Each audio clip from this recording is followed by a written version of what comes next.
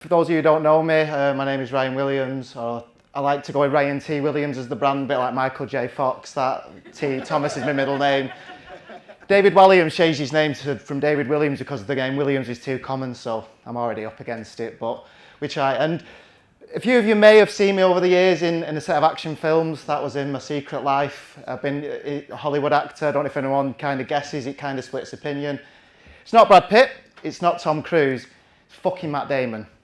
Of all the action heroes, Matt Damon, and it really splits opinion. My wife cannot see it, but yeah, I've got a few best mates who are like blue in the face, like, yeah, so, but if that doesn't help, I've even worn the t-shirt today, this picture might make up your mind.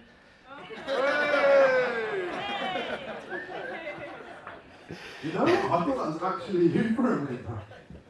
Makes me want to get buff, and I've even got the tattoo, like. Oh, that's too much. Yeah. So yeah, so we'll run it through kind of like where it all started. So I left school, I was a typical 9-to-5 IT geek. I left school apprenticeship and ended up nailing quite a good job that took me around the world.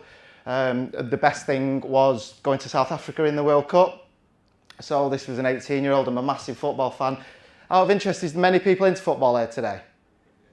Yeah, there's a few football references in my early stories, so yeah, it helps. So yeah, so that was in South Africa, and then that was it for the World Cup. So obviously I'm 18, 19, and towards 20, dream job, like my mates loved it, IT, but it was doing computers in the venues for the World Cup.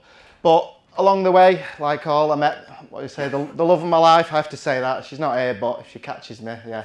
End up marrying her, did the usual, then my first child come along, Lexi, who's 10 now, so that kind of gives her where we're starting at in the story. And I had a third love of my life creeping along, alongside the IT, and that was Twitter. It was another bird, should I say. And so Twitter was just a hobby. This is like 2013 now, and I'm still doing my IT job, but I'm just making these Twitter accounts mainly in the sport field, getting a few hundred followers here and there. It's just a hobby, just something enjoying. It was when your lad bibles, your uni lads, all that culture was all building. It was a booming platform. And I always like this quote saying, one tweet is all it takes. So I don't know if Dua Lipa's going to come at me for that song, but yeah, one tweet is all it takes. And so where I was at in the IT job, I thought I'd use, being in the meme world, I thought I'd use a meme to explain it. So there was me in the middle. That was my well-paid, comfy 9-to-5 IT job that people would want, pension, the works. But Twitter was turning my head every single day, every night. It was just distracting me wildly. So I was up with my baby daughter one night, nothing on telly. This makes me sound old, but it was in the days before Netflix. So if you wanted a box set, you actually had to get up and put a DVD in. Could you imagine that? So I was flicking through Sky Sports, and this came up, just the Premier League years. And it just started flashing up old headlines, and it was like, this big one was Alan Shearer broke the transfer record in 1995-96, and I thought, wow, imagine if Twitter existed in the 90s. So I was just Googling at the time, and I actually found the original headline from Newcastle. So I was like, oh yeah, so I had this idea of Sky Sports News and slow sports news. I tried to re-rec it, I don't know where the idea come from, it was just slow sports news. So I got creative and I just doctored Sky Sports logo, just changed it to slow, and then just started tweeting old headlines. So that was as if Twitter was around when Shearer signed, and that was kind of just a eureka moment for me. I started to get thousands of followers, and kind of over the months, I was just started to tweet during football, during the transfer window and things like that. And I grew up to like 90,000 followers, and keeping with the football theme here, that was the equivalent of having like Wembley Stadium full at my fingertips. And I was still working my 9-to-5 IT job at this point, but do it all as a bit of a side hustle, making a little bit of money, 300-400 quid here and there. Betting companies like to pay you to affiliate their links, just again, nothing major. But I had an email at the time from a Dominic McGregor and Stephen Bartlett, which I'm sure you've all heard of the latter. Social chain, we'd like you to buy your Twitter account and come and work with us. We're based in Portland Street in Manchester. And I'm like, fuck off. Like, you've no jobs in social media. What are you weirdos, you two? Like, no, I'll keep with my feet up with me 9-to-5. No, thanks. And that rules out Stephen Bartlett for the next event. Thanks, man. Cheers. No, I always say they were pioneers beyond like, they've had the success speaks for themselves, doesn't it? But Don't backtrack now. Stand on it. it was only because he wore a hat. Anyway, so I think what could have been. So this was obviously that was Stephen Bartley in his social chain days, and I found this picture online and I thought that could have been me sat in the background there, just a number. Probably worked for a few years, move on, never think much of it. But then, so I carried on, and then I had another major, what I call like the breakthrough. And this was, at the time, Liverpool was struggling. They had a manager called Brendan Rodgers, who, for those into football, he was compared to to Ricky Gervais's character David Brent, because he'd say stupid things, very philosophical.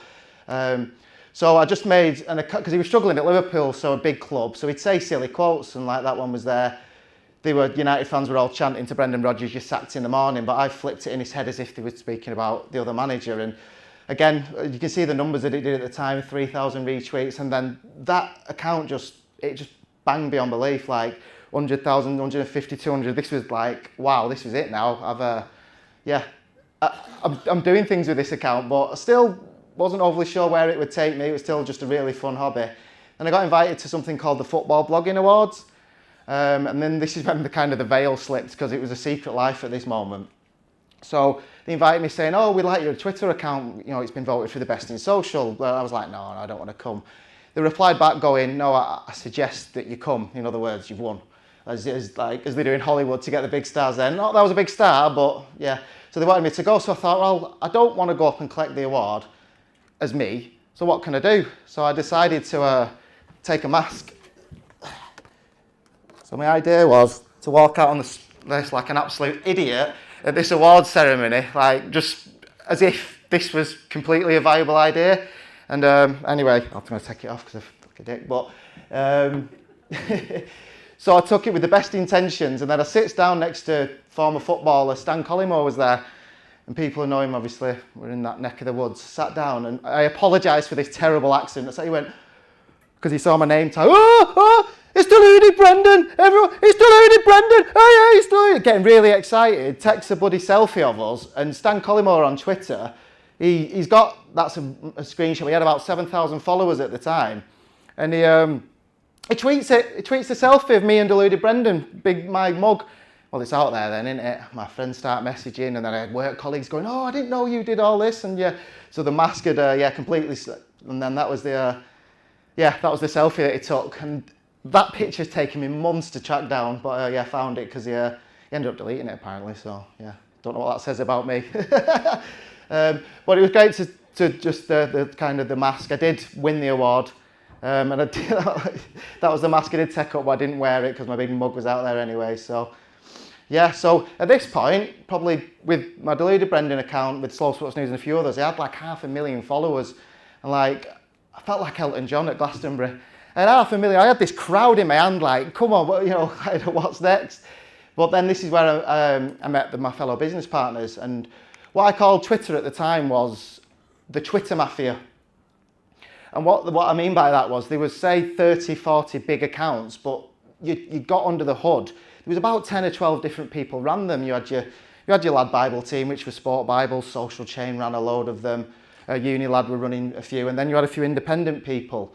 So we got talking at an event, me and this guy called Matt, and it was again when Lad Bible Uni, they were all sailing, and we was like, well, Matt had 1 million followers, I had 500,000, and we got talking to another guy called Andrew, who, I didn't have the original picture, but he then,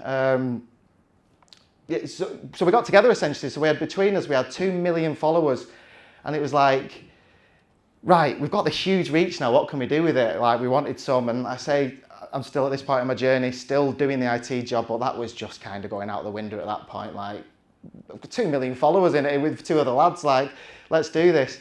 So then the biggest decision of my life, I quit my IT job. So yeah, that was an interesting chat with my family, like, yeah, this mortgage, this child we've got, yeah. This good job I've got to pay with it? Nah, sod it. I'm doing it. Going to do some tweets. So it's a bit crazy. But no more trams. So I'd like to think that I was working from home. But differently then. Wow. Good job. Jesus. Trams, yeah. So yeah, that was me. Very first day on the Monday working from home. So yeah, for the record, I worked from home before it was cool. So that was my dog. Bless him, he's no longer with us now, but he's a staffy, so he was just loving every single second of me being at home.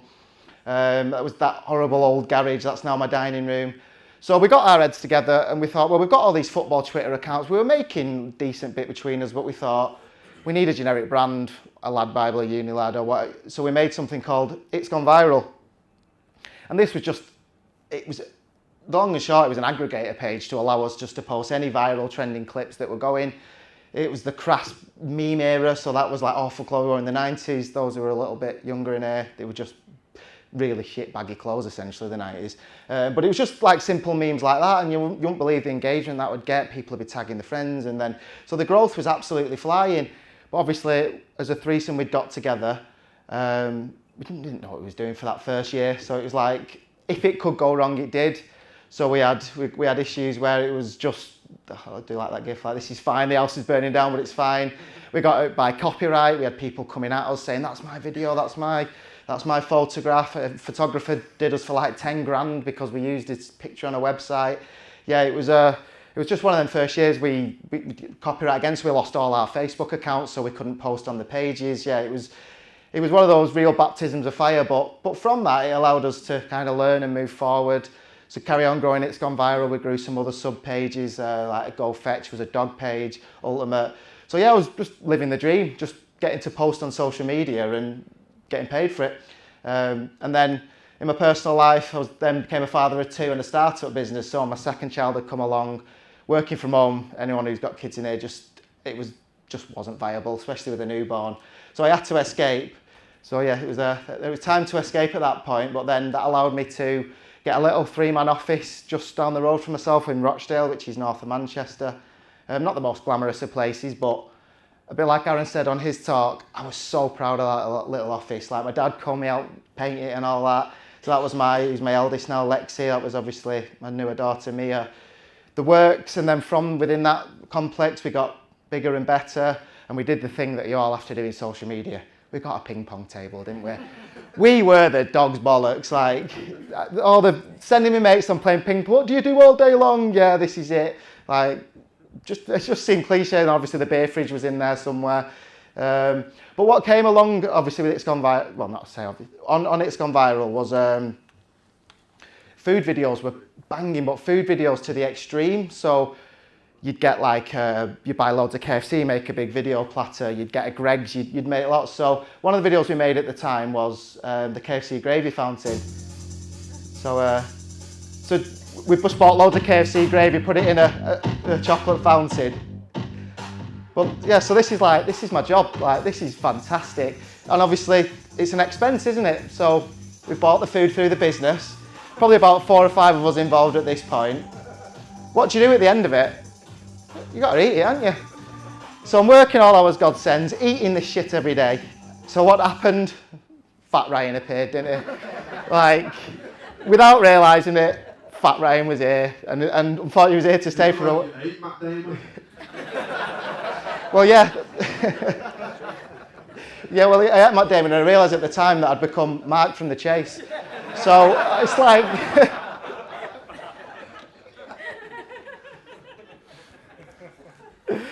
Oh, it's crazy. But yeah, but one thing is worth noting, what we were building for was, we were monetising with a website, we were earning 3, 4, 5 grand a month, okay, ticking over, team of 6 or 7, but we'd seen adverts appearing on these Facebook pages all over the shop, so we had like an estate of about 5 or 6 million followers at this point, and we were thinking, if we get these adverts, we're quids in.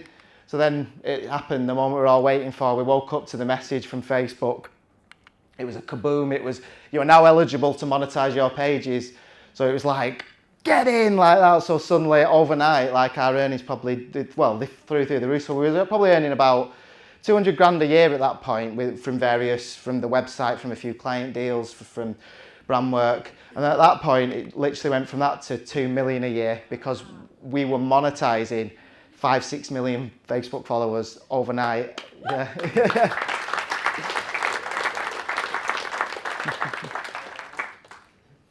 Yeah, so with this newfound, obviously, earnings, it allowed us to move into, well, I said we were based North Manchester, Rochdale, which wasn't the most glamorous of places. It allowed us to get a promotion into the big leagues. So, and by that I mean we went into the centre of Manchester, got the city centre offices, and straight away that unlocks you better talent, better people, because no one wants to travel half an hour out of town. So the team growth started to go huge. So with great swanky city centre offices a long way from that little horrible, I say horrible, it's still my favourite office, that very first one. But then what this meant is we were in the league with the big boys. So just down the road we had Lad Bible. Just on the same building next to them was Unilad. A bit further down the road there was obviously Social Chain, and then there was little old us. It's gone viral. Like, I've spoke to the guys since who used to work for Unilad, and they used to say like, who the fuck are these guys? Where's this video come from? Because there was a real culture there of everyone chasing the same video, and Unilad and Lad Bible just owned it. But then we started to get in there, and we started to be the steal on it, and then there was actually staff coming over from then to work for us at this point. So I did this little picture. So I called ourselves, we were the disruptors at that point. Like, we were new in the game. We weren't the expendables, we were the disruptors. So that's who we were. Matt was in the earlier picture. So Matt's actually from down the road in Wolverhampton. Andrew lives in Leeds, I live in Manchester. So we had the spine of the country covered pretty much. When we used to meet, it was in Chesterfield, believe it or not. We triangulated, and it come up with Chesterfield. So we met there. So we had Matt was the most chilled out man you're ever going to meet. Like, if your house is on fire, he tells you it's okay, we've got insurance, like that kind of guy. Andrew was like laser focus. He was like, you're almost like the Mark Zuckerberg of the company, like laser focus, same jumper, all that, loving it. Then there was me, I was kind of in the middle. So as a mixture of co-founders, we were doing all right. I think it worked really well. But then the moment nobody was waiting for, and I think obviously everybody went through it, but it was the pandemic. But it was in kind of, we made this video in the February when, do you remember with the pandemic, people thought it was a joke. People thought it was Ebola, they thought it was swine flu. They just thought it would just go away. So we started to make funny videos about it, and this is actually me in the suit.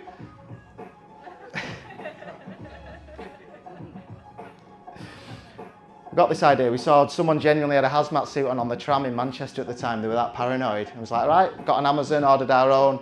I think hand sanitizer there that I'm Googling. I think I'll try and take a cup of tea in a minute, which clearly wasn't going to work. There we go. So that was obviously, then was the pandemic, and then, but what became apparent from this was as the days went by, we were all in the office, and I had a phone call from my wife saying they've closed your daughter's school. The head teacher sent out an email saying, we're closing the school, come and get your kids. We're hoping to reopen after Easter, and it was like, shit, this is serious now, isn't it? Like, and then pretty much the day after we had the famous you must stay at home, the horrible Boris statement. So we were in this office, 20, 30 people. Oh God, we've got to send them all home. But we were in the stage, everyone was working on these massive big iMacs because it was editing suite, no one ever expected them to be remote. So I remember the day very vividly. We had to, we ordered about 20 Ubers, and everyone's walking out of the office. These full-on, all-in-one iMacs, all walking out, getting in Ubers like this, and the drivers were like, "You're fucking robbing this place." So what? Like, everyone was just walking along, and it was. So then they sent us pictures when they got home. A lot of them lived in like one-bedroom flats in Manchester. So they had these props at the end of the bed, and they're all just sat working like this. Like, so we had to start ordering some MacBooks as the pandemic clearly didn't go anywhere. But then because of this pandemic, we lost 70% of our income overnight, and basically, when I talk about the eureka moment of the adverts all turning on, Facebook turned them off. And that was because there was no input coming in. They kind of hid behind limited originality. You had to change your content up, but they were never going to admit that they'd lost their income, so they couldn't pay their outcome. Because that's obviously this side of it where you're putting money into the Facebook ads, it's pumping out onto other people's pages. So we were at the other end of it. So yeah, it was like the old Little Britain. It was computer says no. Like, it was pretty grim times in the pandemic. So we got our heads together, emergency board meeting. We fixed the things they wanted us to fix. So that was making the videos a bit more original, more edited. But that just meant it'd give them a few months when the world calmed down. So the adverts came back on. But what was great about it, because we kept going with business as is because we had a bit of money in the coffers, in the pandemic, the pages grew. They grew like exponentially because everyone was at home. Everyone was just browsing, so there was more followers. People were making their own content. UGC went through the roof. Everyone in the gardens having fancy barbecues and all the things people come up with. So when we actually came out the end of it and the adverts turned back on, we were laughing because we were actually earning more, but it didn't feel like that at the time. Because you're having Zoom meetings with people, they were like, I'm sick of having a daily meeting. And then you had the other people going, no one's talking to me, I'm all alone. It was just like, there was no middle ground about to keep the staff happy, but we got through it. And then, but what kind of came from this, it was time to grow up as a company. We were called It's Gone Viral Limited, which is not a viable business name, It's Gone Viral. It was a saying, it was one of our brand pages, and we had so many more. So this is where Comey came in. So we rebranded, we worked with an agency, come up with the cool name of Comey. It's not an acronym or anything, we just like the name. People know what rebranding process is. So it just allowed us to actually have more of a company name with all our various pages, because It's Gone Viral was just like one of 10 things we did. So Comey came about, and this allowed our growth to continue as we unlocked. So at this point, you can see the team size here. So this was kind of getting towards where I exited, but just for the record, that's not Matt Damon. No, that was me. But yeah, so like I said, the end's near. And what came about from this is post-pandemic, we got together, you could see the team size like that, but we discussed what's next for the business. And it was to supercharge the growth even further, obviously take investment on. So we talked about various methods. And Matt, who was in the picture before, he'd already kind of taken a step back. We discussed things. I initially thought about a payout, but I didn't want it. So I said, I'm getting towards the end of where we're at now. I used to love the business. I mentioned like when it was in Rochdale, I loved the business when it was hands-on. I loved it when there was 8 or 9 of us. I'm not a micromanager, but I enjoyed the creation. And I was at the point now where that job, when you've got a team that big, you're on board meetings, you're on appraisals, you're on there, you just bored me to tears. It's not what I was about. So I said, if I get that, that's where I'll go. Like, so then the money came in, well, the offer came in, should I say. Brilliant, like that was me. I took a step back from the business in January of 2022, starts chilling, but the Ukraine war happened and the investor that we lined up pulled out. So now I'm stuck in this horrible grey area of, I've basically taken a step back from the business, but I'm no longer selling. So I was on the outside looking in of my own business. Yeah. So if anyone is ever going through an exit, it's worth knowing, don't until the fat lady sings and all that. Just keep working hard in case things do change, and they can at the drop of a hat. Luckily, we went to a broker service and we got the offer that we wanted. And it was Halloween, October 2022, so the 31st. So just the money had landed, multi-million deal. I'm not allowed to say how much it is for legal reasons, but politically, multi-million. Landed in my bank. The kids, can we go trick-or-treating now? And it's like, okay, like just so numb, like it was walking around like. So this was a video on my timeline I found of just horrible rainy night, 31st of October. Just like that, but I just had the deal of a lifetime and a lot more of a zombie than the kids, I think. Like, what's happened? But I got home to a nice glass of Prosecco. So yeah, you can say something. Oh. No. I was going to say, I think I've told more people how much you made than you have. That's it, when we first met, I was like, I'll tell everyone how much, and I'm like, no egos though, so no flexing. Round of applause for the no flexing. Exactly. It's all over again. So this was like the 1st of November, like, now what? I kind of walked out a bit naively thinking, I'm going back to Stephen Bartlett, I'm the next Stephen Bartlett. BBC are going to be on the phone going, come on, we need a new dragon, come on, come in. And I soon realised who the fuck is this guy? Like, that's literally how I felt. And because I'd done that key thing, I'd not done any personal branding. I'd spent 10 years creating content for parody pages, for brand pages, and I'd never ever got enough content of myself. So talk about like the content launchpad, going through that, and it's all the stuff on my camera roll now, digging stuff out, but I didn't take enough at the time. Like, I wish I'd have got pictures of our first offices, videos of socials, just didn't do enough. So that's advice, not that you won't anyway, but document everything, because you just never know. So From that, I got invited to a local business breakfast, started to talk about things like this in this forum, kind of realised I enjoyed it. Did something with the Barclays Bank. I can't remember who that guy was, but he's looking at me so fondly on that picture, I love it. The new bro. So yeah, so what next? So I'm obviously speaking at more forums like this. On the social media front, as Aaron said, I'm working on with him something called the Content Launchpad. That's where we're helping businesses, creators and brands scale up their social media output through a training program. So that's, Aaron did cover a lot of it there, helping go through the strategy.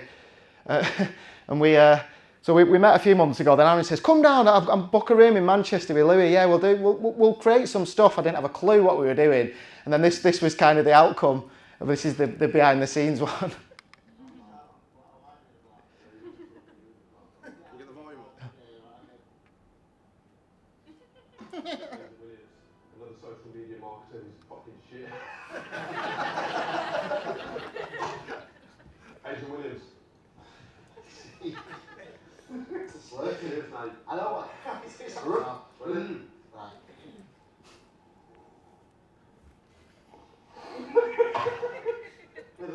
Right, come on. Slaphead. Oh, one idea. One idea. Want to find out more? Click on that link. Are you ready for the content launchpad?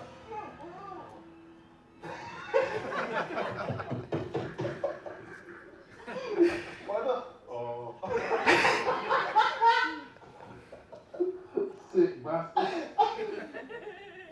But That's how every content shoot goes, by the way, with me. Right for the test. But yeah, well, like I say, yeah, work with Aaron, I realised just how much I kind of enjoyed it, and that was first time getting properly on camera, and it was like, "Talk, Ryan," and I was just like, "What? Talk, Ryan?" Like, so it was a baptism of fire. I think we're getting there with it now. I can't wait to do the next one. Anyway, we'll have to book one in. I'll shut you up now. So, yeah, we're getting towards the end now. So 5 minutes, so it was an hour when I was practicing, so I must have sped it through.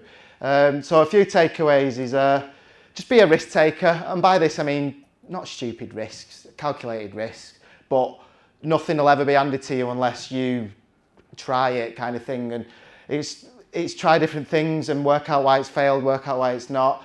I realise in my probably 10, 12 really successful Twitter and Facebook accounts, but I've probably created hundreds. Like, it's just rinse, repeat. And that links into the be resilient. Like, if things fail, I even need to tell myself that stuff now with me. If it's not quite working, just, you'll get there. Be resilient as long as you keep, obviously, following. And then be ready. Just, you can't be half-arsed with it. You've got to be ready for any change, anything that's coming. And be positive. It is tough sometimes when you just have them days where you just can't be asked, but if you just positive mindset and all that jazz. And the last one, don't eat too much KFC because it's hard to lose once it's off. And most importantly, enjoy the ride.